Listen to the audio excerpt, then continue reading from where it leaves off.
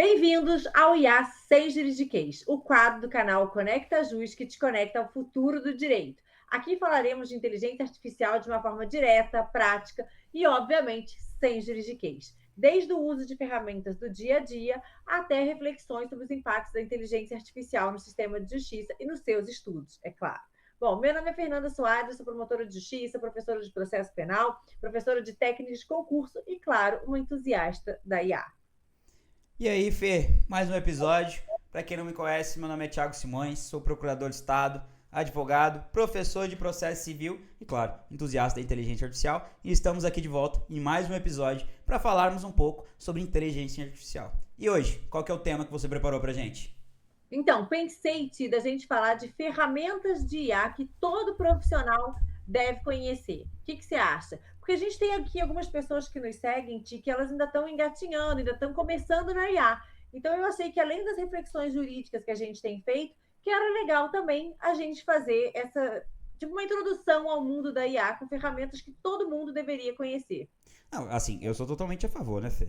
Você sabe mais do que ninguém que, pô, tem um manual de processo civil com inteligência artificial que eu ensino as pessoas a usar inteligência artificial no dia a dia, na prática, na advocacia. Porque é o que mais importa hoje em dia, né? Que adianta você saber teoria das coisas? Eu tenho um pouco de aversão hoje em dia ao mundo acadêmico, sabia? Porque hoje no mundo acadêmico a gente tem um negócio que a gente fica teoria, teoria, teoria, teoria. Mas o que interessa pro nosso dia a dia hoje? É que a gente consiga justamente juntar essa teoria com a prática. É por isso que eu acho que a gente tem que trazer um pouco, às vezes, de teoria de IA, mas também um pouco da prática. Vamos lá. Eu sou menos radical que você, não tem jeito, entendeu? Eu gosto dessa É, união.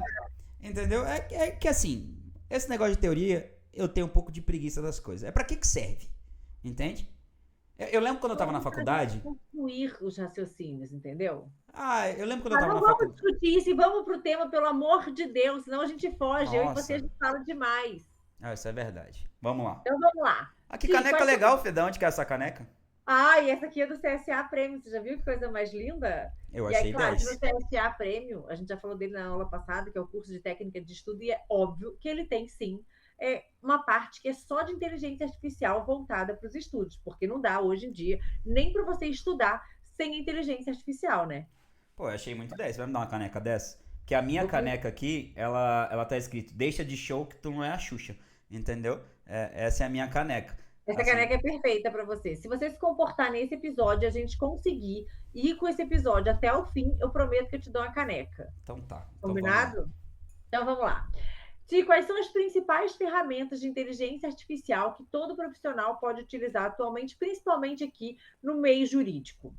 Fê, eu acho que a primeira coisa a gente tem que conceituar algumas coisas que às vezes é confuso na cabeça das pessoas. Primeiro, a gente Vamos lá. viveu uma época e ainda está numa transição de uma época de LLMs, que a gente chama de inteligências artificiais horizontais, que são a Hum. base de tudo e qualquer coisa quanto a inteligência artificial, que são sistemas generativos que eles geram respostas a partir de uma base de dados, né? Por Mas o meio do que é sistema LLM? Você falou em LLM, vamos fazer um parênteses. O que é LLM? que é Large Language Model. Então, assim, significa que ele tem uma base de dados gigantesca, Ou seja, tá? as nossas IAs que a gente vai trabalhar aqui tem uma inteligência gigantesca. Exato, ela tem uma base de dados gigantesca e a partir de uma mensagem do usuário, o usuário pergunta alguma coisa para ela recebe essa mensagem, ela transforma essa mensagem em dados, analisa os dados que ela tem e a partir desses dados, por meio de uma predição, então ela mais ou menos adivinha qual que vai ser a resposta a partir disso,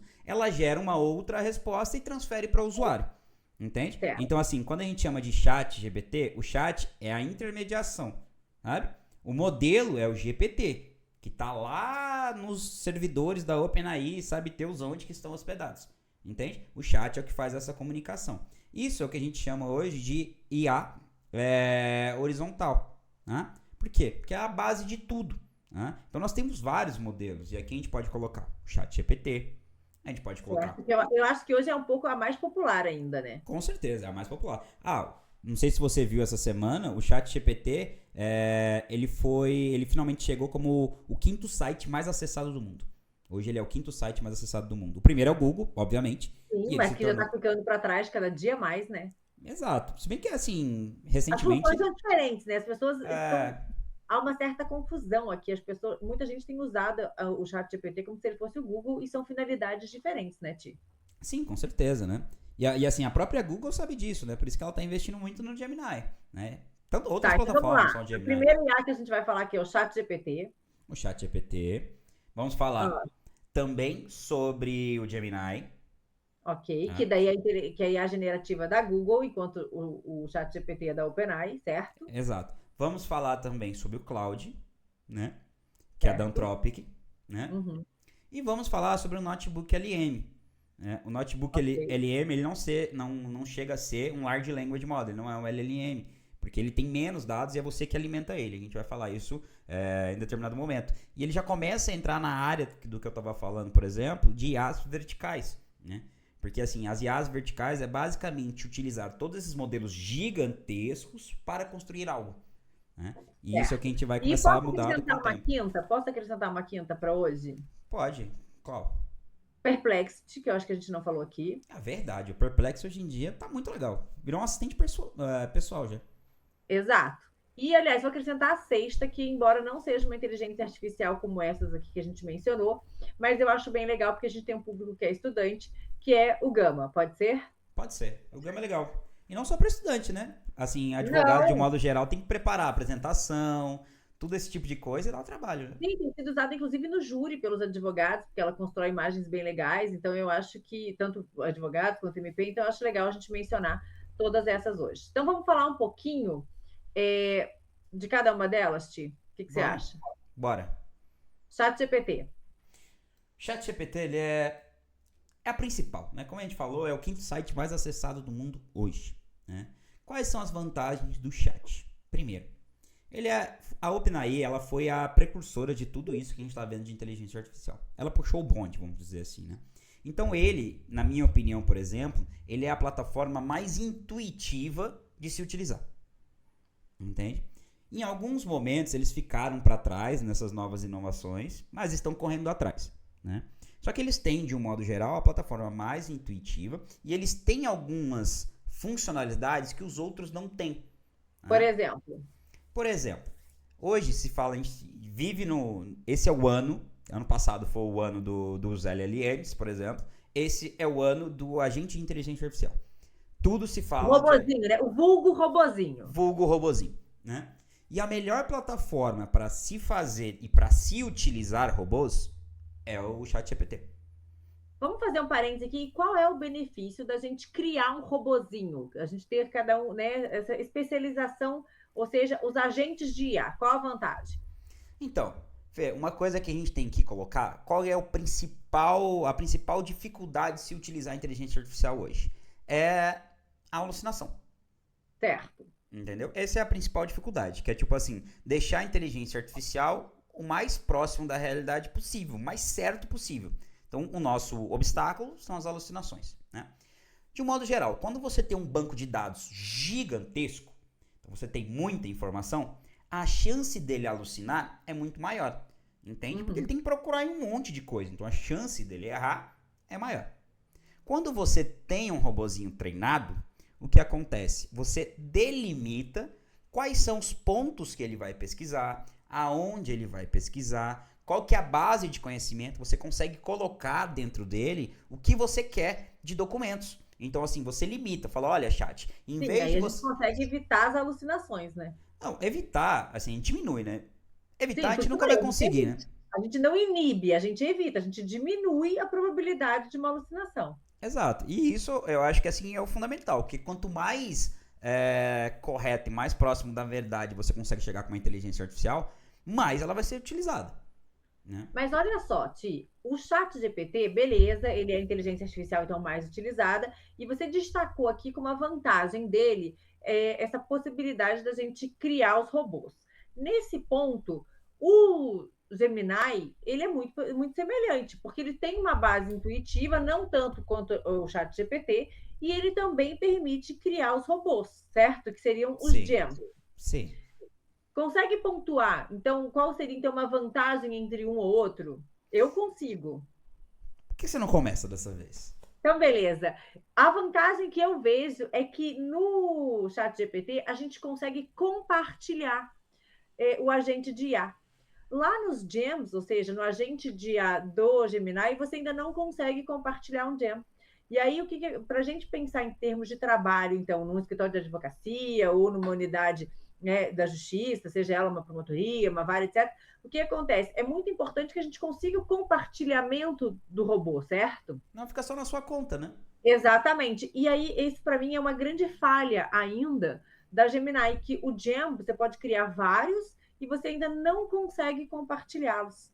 E isso para mim é uma coisa assim que eles precisam necessariamente avançar com urgência. E eu não entendo por quê, né? Porque assim, hoje o Gemini, com o 2.5, ele vem sendo um dos melhores modelos possíveis, né? Sim. Sabe o que eu acho? Eu tenho uma teoria da conspiração. Pra quem não sabe, você paga o chat, você paga o Gemini e você pode utilizar, você tem um limite de utilização dentro do teu plano. Tá? A maioria das pessoas não chega nesse limite. Uhum. Tá? Só que existe uma outra forma de utilizar a inteligência artificial, que é por meio de API. O que são essas APIs? Você vai desenvolver um negócio, entende? E você vai utilizar aquele motor que a gente falou. Só que em vez de você usar o chat, o Gemini, você só vai buscar no motor. Mas quem vai fazer o agente, a aplicação é você.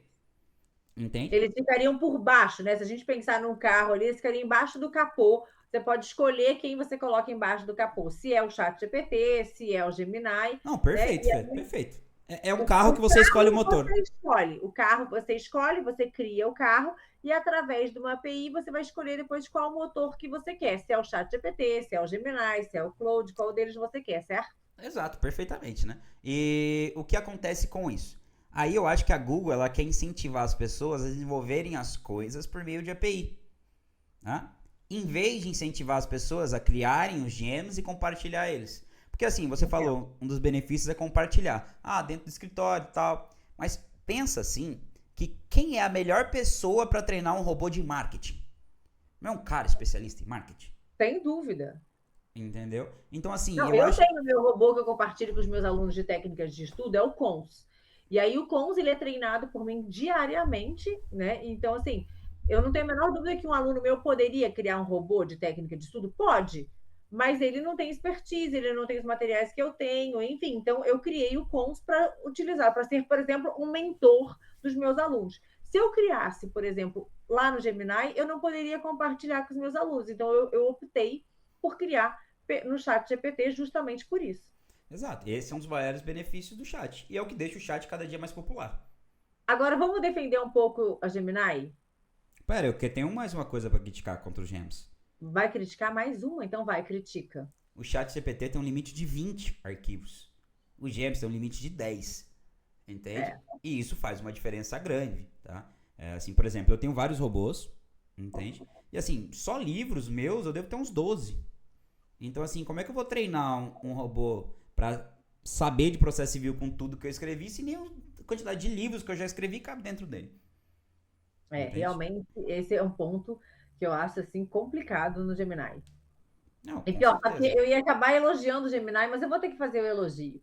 Que na janela de contexto do Gemini cabe muito mais tokens do que na janela de contexto do chat GPT. Para quem não sabe, gente, a janela de contexto, vamos pensar assim, bem didaticamente, não adianta, né? O lado professora vem à tona nessa hora. Ah, claro, com certeza. A janela de contexto é ali onde você conversa com o seu robozinho, vamos pensar assim. E no Gemini, o número, a quantidade de informação que você consegue inserir ali para ele te dar uma resposta é muito superior. Eu não posso nem falar para vocês que é o número de palavras que ele aceita, porque, na verdade, a inteligência artificial, diferente da gente, nós trabalhamos com palavras, certo? Nós reconhecemos as palavras. A inteligência artificial generativa, ela não trabalha com palavras, ela trabalha com tokens. E o que é um token? Então, o token eu falo que é uma moedinha digital, assim que eu ensino para os meus alunos. E aí, o que acontece? Essa moedinha digital, ela não significa que um token é uma palavra, ou que um token seria uma sílaba, ou que um token, né, seriam algumas letras. Não tem essa precisão para a gente ter. Fê, mas para o leigo, acho que a gente pode dizer mais ou menos isso para entender. Então, por isso que eu falei, é uma moedinha digital. E assim, às vezes, por exemplo, uma palavra, então, conecta jus, duas palavras não necessariamente vão ser 2 tokens. Pode ser que sejam mais tokens. E assim, a vantagem que eu vejo do Gemini é que o número de tokens que ele consegue processar ali na janela de contexto é bem superior ao do ChatGPT. Além de transparência, né? Porque assim, a Google ela faz questão de falar qual é o número máximo de tokens dela. Já a OpenAI gosta de esconder. Ninguém sabe exatamente qual é o número de tokens da OpenAI. Né? Já que a gente sabe está meio mais ou menos, né? Já que a gente centrou um pouquinho nessas duas IAs, me diz uma coisa: a gente podia dar exemplos de como elas podem ser utilizadas pelos profissionais. O que você acha? Então, assim, a gente pode fazer petição, a gente pode fazer parecer. O que mais de exemplo que a gente pode dar para os nossos ouvintes aqui? Não falando de estudo, porque a gente já falou de estudo no episódio, acho que foi o anterior, salvo engano, mas na prática profissional de como essas duas IAs podem ser utilizadas. Fê, eu acho que assim, uma das melhores coisas para essas inteligências artificiais, primeiro, depende. Você está usando ela no geral ou você está usando um robozinho específico, né? Vamos falar no geral, já que nem todo mundo sabe criar um robô? Beleza, então tá. No geral, eu acho que ela é muito bom para fazer revisão de texto. Né? Então assim, revisão de texto é muito bom. Só que primeiro, para fazer uma revisão de texto, você vai ter que dar um prompt bom, né? E todo mundo sabe Gente, isso. aqui, um parênteses, o que é um prompt? Eu e meus parentes de professora. Não tem jeito. Eu até esqueço que a gente fala tanto sobre eles que às vezes parece uma coisa comum, né? Eu sei, mas se o nosso objetivo aqui é a gente democratizar o uso da IA, a gente tem que trazer esses contextos. Com certeza, então, com certeza. Né, quando eu defini ali o que era uma janela de contexto, o que é um token, tentando falar de um jeito muito simples, o que é um prompt, Ti? Então, o prompt é basicamente o que você está pedindo de mensagem de entrada, o que você quer que a inteligência artificial faça para você, né? Só que assim, do mesmo jeito que você está conversando com uma pessoa e você espera uma resposta, a inteligência artificial tem que ser a mesma coisa. Ela não consegue adivinhar o que está dentro da sua cabeça. Então você tem que colocar não só o que você quer, me faça uma revisão de texto. Porque assim, ela pode fazer, mas assim, você tem que colocar quem é o sujeito que vai agir ali. Porque assim, a inteligência artificial é um banco de dados. E ela pode ser qualquer pessoa. Então você vai falar, olha, você é um especialista em escrita jurídica, tá? Que consegue trabalhar anos revisando textos, petições, livros jurídicos, tá? Tornando os textos de uma forma mais simples, utilizando linguagem simples, tá? Então assim, você vai explicando para ele o que você quer. Então assim, você é tal pessoa, você faz isso, você é especialista nisso, aí você vai descendo. Olha, e a partir de agora, tá? Você vai agir como esse especialista e você vai analisar o texto que eu vou te encaminhar e você vai fazer uma revisão. Aí você fala a revisão que você quer. O que você quer de revisão? Você quer uma revisão ortográfica? Entende? Você quer uma revisão de erros de português? Você quer uma revisão de alguns conceitos, você quer que ele seja mais coeso, você quer que ele seja mais coerente, você quer que ele seja mais conciso, entende? Então, traduzindo esse comando, o pedido que você vai dar para a IA é o prompt, certo? Exatamente. Eu sempre gosto de deixar assim bem claro, né, para os nossos ouvintes poderem entender. Então, você falou o seguinte, que a IA pode atuar como um revisor, ela pode elaborar peças e pareceres, o que você acha? Não, eu acho que ela pode auxiliar na elaboração de peças e pareceres. Assim, eu particularmente, eu acho que ela ainda ela não é tão boa, mas ela vai te ajudar. Entende? Ela seria boa se a gente criar um robô para isso, certo? Exatamente. Aí, quando a gente trabalha com robô, aí o robozinho ele pode fazer, eu brinco que ele faz milagre, né? Porque a gente consegue treinar um robozinho, por exemplo, só para redigir contratos. Isso. Eu tenho, por exemplo, eu tenho robôs, eu tenho, por exemplo, um robô especialista em processo civil, que ele vai te ajudar, por exemplo, você analisar o caso, saber se está tempestivo, a te ajudar a fazer um recurso, entende? Aí eu tenho robôs, por exemplo, que eles são advogados especialistas na área civil. Então ele vai te ajudar a fazer uma contestação, entende? Então assim, ele vai te auxiliar em tudo isso. Só que eles foram treinados para fazer isso, entende? Eu gosto muito de lidar com robozinhos. Eu acho que a garantia de sucesso é muito maior quando a gente traz robozinhos. A gente falou aqui de 2 IAs até agora e a gente queria falar de uma meia dúzia. Eu sei que é uma pincelada sobre elas. Mas, em relação ao Perplexity, como você acha que os profissionais podem se utilizar do Perplexity? Fê, o Perplexity hoje em dia, ele virou basicamente um assistente virtual. Para quem não sabe, o Perplexity, aqui tem um iPhone, você pode colocar ele na capa já e ele vai ficar aqui para você tirar dúvidas. Ele substitui a Siri, tá? Então, o Perplexity, você pode conversar com ele, ele vai te deixar a par de tudo que acontece. Ele começou basicamente como um site de notícias, uma inteligência artificial de notícias. Só que ele se tornou muito mais do que isso. Né? Porque assim, além dele fazer esse filtro de notícias, ele tem um deep research, entende? Que é uma pesquisa aprofundada. Só que ele vai entrar nos milhares de sites possíveis e ele vai fazer a pesquisa para você com a fonte. Né? Mas o deep research, a pesquisa aprofundada, também dá para a gente fazer no ChatGPT Dá. e no Gemini. Dá, mas eu prefiro a do Perplexity. Eu acho que o Perplexity pra... Depende do que você está pesquisando, né? Acho que já começa aí. Eu acho que se você está pesquisando temas mais atuais, tipo algo que está acontecendo agora, o Perplexity é melhor. Okay. Porque ele tem esse viés mais de notícia, sabe? O ChatGPT, eu acho que ele é muito bom, o ChatGPT e o Gemini, para coisas que são mais aprofundadas, que demandam um lapso de tempo maior. Isso, por exemplo, artigos jurídicos, artigos científicos, aí eu gosto mais ou do Chat ou do Gemini. E me diz uma coisa, o Claude você usa? Eu adoro usar o Claude. Assim, o Claude ele é muito melhor para codificação. Assim, é a melhor IA para codificação. Hoje nós temos o Claude 4, que é tipo assim, já bateu o 2.5, é o preferido de todo programador hoje em dia. Porque assim, a gente falou já nos podcasts anteriores que a inteligência artificial ela vai substituir muita gente na execução, né? Só que a figura do supervisor vai continuar acontecendo. Então a gente vai ter um auxiliar ali do nosso lado o tempo todo, né? E da mesma forma, isso acontece com codificação, né? E o Cloud é muito bom para isso. O Cloud é muito bom para isso, tá? Mas ele pode ser utilizado também da mesma forma que o Chat, o Gemini, tá? Ele pode também você deixar... Ele não tem a possibilidade de você fazer efetivamente robozinhos dentro dele, mas você pode deixar pré-configurações feitas, entende? Que você coloca tom de voz, como é que ele vai te responder e tal. Então assim, eu acho que ele é melhor para outras áreas que não seja a área do direito, entende? Por exemplo, eu já desenvolvi site com ele, já tentei desenvolver aplicativos, que ele tem uma aba assim que chama artefatos, que você dá o comando e ele já começa a fazer a aplicação para você, entende? Mas na área acadêmica eu gosto bastante dele também. Me fala um pouco mais sobre isso. Você é mais acadêmica do que hoje em dia, então assim... É que nesse momento eu estou no doutorado, né? Então eu estou tentando buscar inteligências artificiais que possam me ajudar na pesquisa e também na redação. Eu gosto muito da redação jurídica que ele apresenta e uma redação acadêmica também, sabe? Então eu acho que para unir esse aspecto acadêmico jurídico, o Claude ele traz uma redação muito boa. E quando você faz pequenas correções, quando você eventualmente não concorda na maneira da redação dele, ele te dá uma resposta muito rápida. Então, eu achei que nesses termos assim, de pesquisa e para a elaboração, então, de artigos acadêmicos, ele ajuda muito por conta disso. Fê, eu acho que, assim, antes da gente terminar de analisar as inteligências que a gente nos propôs, a gente pode afirmar já agora que não existe uma inteligência artificial melhor que a outra. Né? Existe uma inteligência mais adequada para a atividade que você quer fazer. É isso, e eu ainda acho que a gente pode ir além. Além de não existir uma melhor do que a outra, já como você falou, né? Pegando a sua frase, né? Não existe uma melhor do que a outra, existe uma mais adequada para determinada função que você deseja.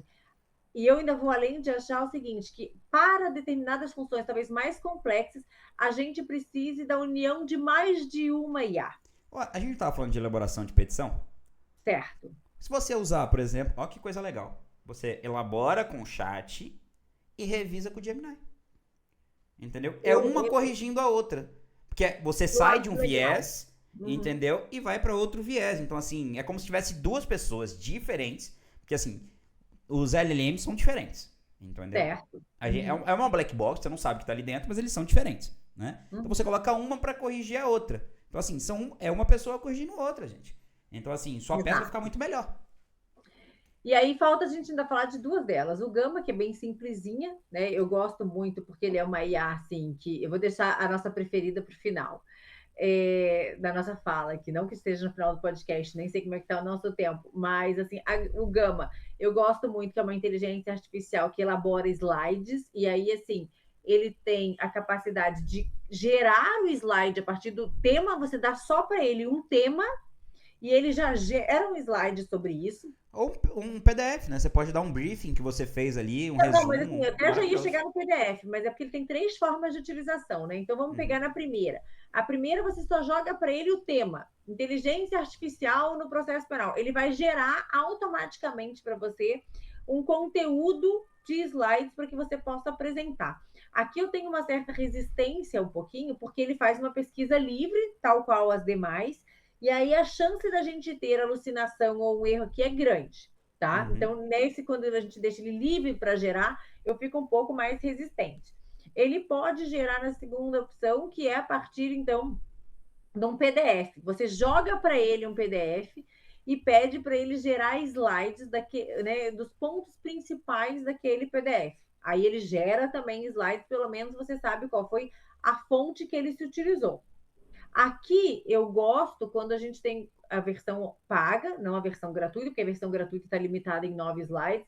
Aqui eu acho legal, porque ele vai fazer vários slides, mas a minha crítica aqui é que, às vezes, o que ele denominou como importante para estar num slide não necessariamente é aquilo que eu gostaria que estivesse no slide. Ah, Fê, mas é editável. Eu sei que é editável, mas assim, né, já que vai ajudar, talvez não fique tão do jeito que eu gostaria.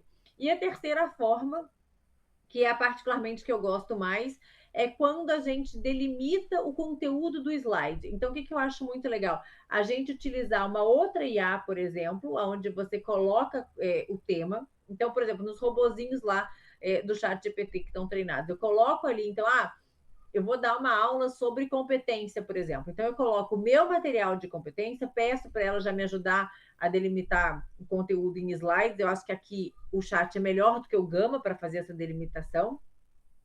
E aí, copio esse conteúdo lá no Gama e aí ele faz para mim os slides. Então, você pode combinar 3, então, né? Você pode usar, por exemplo, um Deep Research no chat, fazer a revisão do material no Gemini.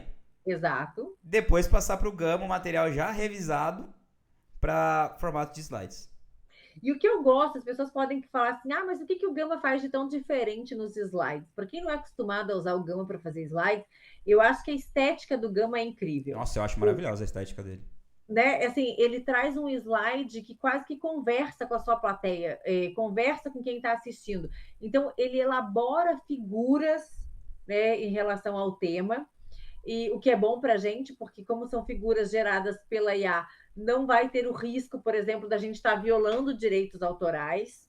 Então, ele mesmo elabora figuras, e eu acho que essa estética, às vezes, ele separa em colunas, às vezes em tópicos, às vezes ele já faz para você ali um diagrama em forma de pizza. Enfim, ele entende muito bem o conteúdo e elabora figuras pertinentes àquele conteúdo. Então, por isso que eu acho que, por exemplo, para um profissional do direito que vai fazer uma sustentação oral, ele é ótimo. Um professor que vai dar aula, ele é ótimo, porque ele vai trazer temas correlacionados. Um estudante de mestrado, doutorado ou universitário, ele vai trazer as figuras correlacionadas ao tema que ele vai apresentar. Um promotor ou um outro advogado também que vai fazer júri, ele traz figuras relacionadas. Então, eu acho que ele deixa a apresentação muito clara. Fê, eu concordo tudo com você disse, mas a gente está chegando muito próximo do nosso tempo. Você vai ter que deixar o Notebook LM para a próxima? Não dá para a gente falar rapidinho sobre ele, porque, assim, é o nosso preferido.